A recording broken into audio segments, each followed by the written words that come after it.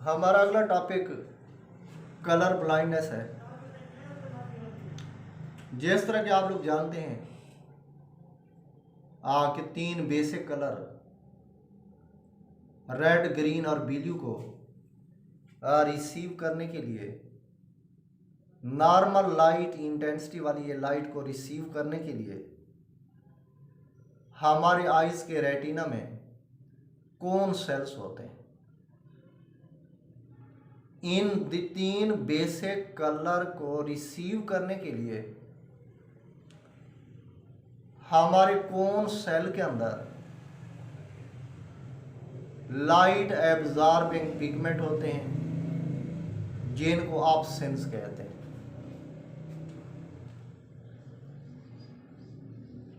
ठीक है ना। एक किस्म के कोन सेल में रेड ऑप्शन होते हैं और दूसरे में ग्रीन होते हैं और तीसरे में ब्लू ऑप्शन होते हैं।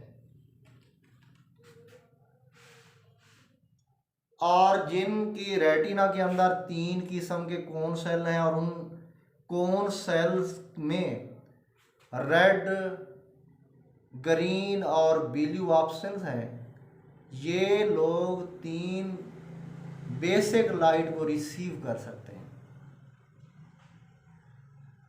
इस कंडीशन को, जिसमें कोई फर्द इन तीन बेसिक कलर को रिसीव कर सके, इसको हम ट्राइक्रोमेसी कहते हैं, या इस कंडीशन को हम ट्राइक्रोमेटिक कलर विजन कहते हैं।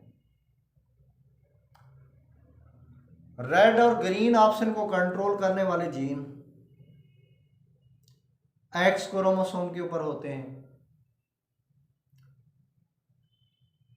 ब्लू ऑप्शन को कंट्रोल करने वाले जीन ऑटोसोम क्रोमोसोम नंबर 7 के ऊपर होते हैं। अगर किसी आदमी में रेड, ग्रीन और ब्लू ऑप्शन को कंट्रोल करने वाले जीन में से किसी एक जीन में म्यूटेशन हो जाए, तो अब ये आदमी तीन कलर को रिसीव करने की बजाय दो को रिसीव कर सकेगा, और इस कंडीशन को डाइक्रोमेसी कहते हैं।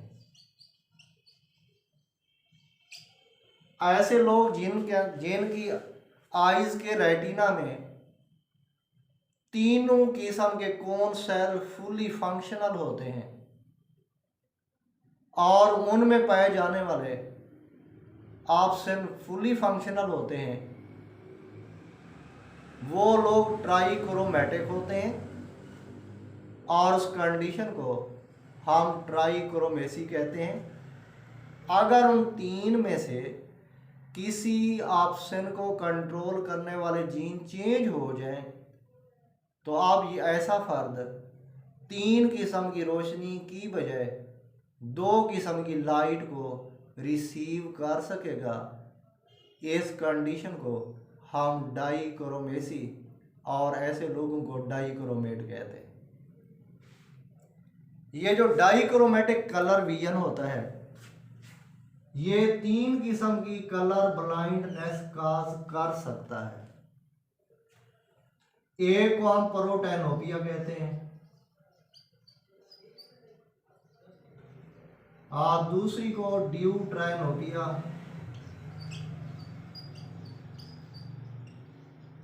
और तीसरी को ट्राइटैनोपिया कहते हैं। Tritanopia, protanopia is called as red blindness, deutranopia is called as green blindness, and tritanoia is called as blue blindness। यानी अगर किसी आदमी में रेड ऑप्शन वाला जीन चेंज हो जाएगा, वो ग्रीन और ब्लू को रिसीव करेगा, रेड को नहीं करेगा, उसके अंदर रेड ब्लाइंडनेस होगी, और इस कंडीशन को प्रोटैनोपिया कहते हैं। अगर ग्रीन वाला चेंज हो जाता है तो वो रेड और ब्लू को रिसीव कर सकेगा, और उसके अंदर ग्रीन ब्लाइंडनेस होगी, इसे ड्यूट्रैनोपिया कहते हैं। और इसी तरह अगर बिल्यू वाला जीन चेंज हो जाता है तो बिल्यू ब्लाइंडनेस और इसको ट्राइटेनोपिया कहते हैं। बाज़ का तो ऐसा होता है कि कोन सेल के अंदर ऑप्शन बनते हैं, लाइट को रिसीव करते हैं, लेकिन वो फुली फंक्शनल नहीं होते, पार्शली फंक्शनल होते हैं। वो लाइट को रिसीव करते हैं बट विद अल्टर्ड शेड,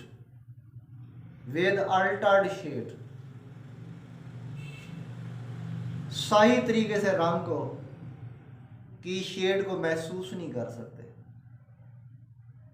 अगर उनका डिफेक्ट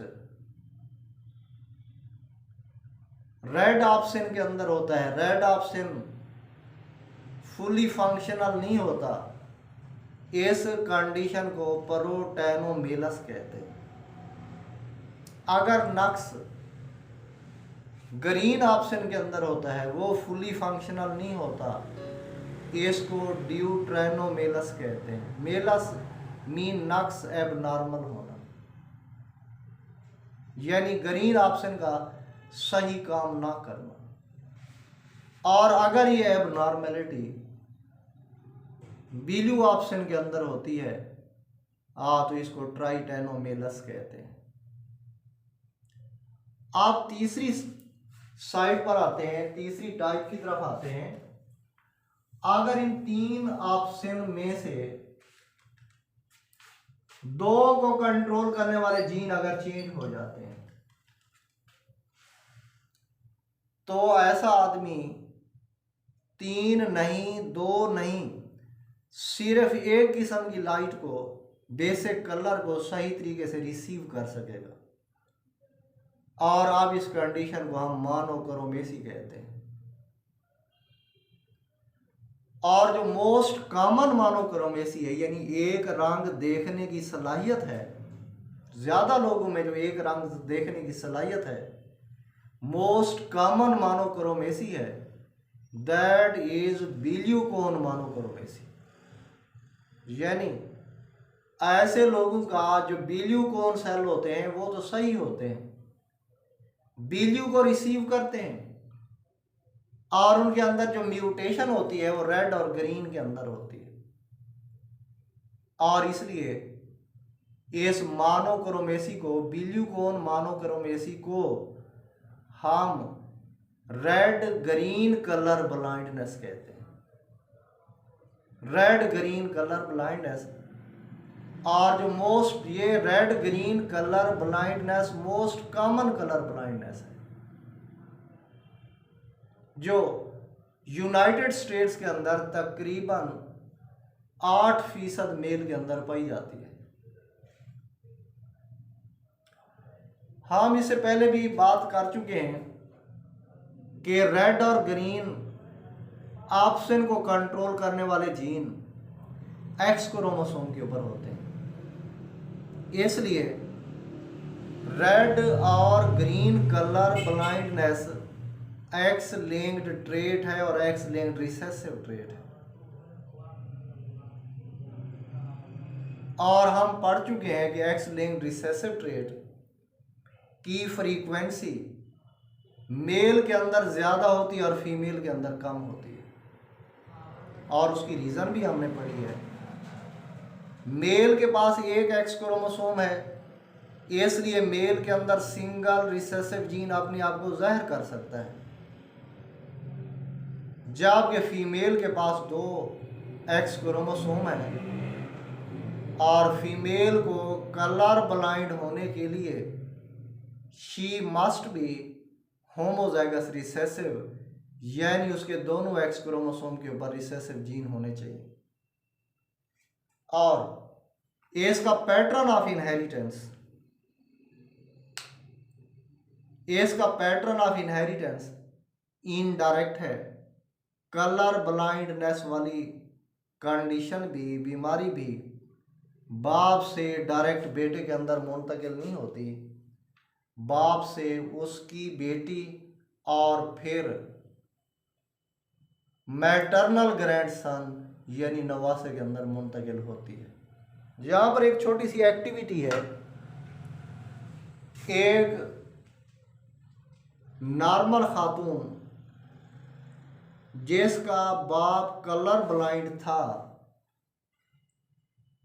उसकी शादी एक कलर ब्लाइंड मर्द के साथ होती है, तो उनके बच्चे कैसे होंगे?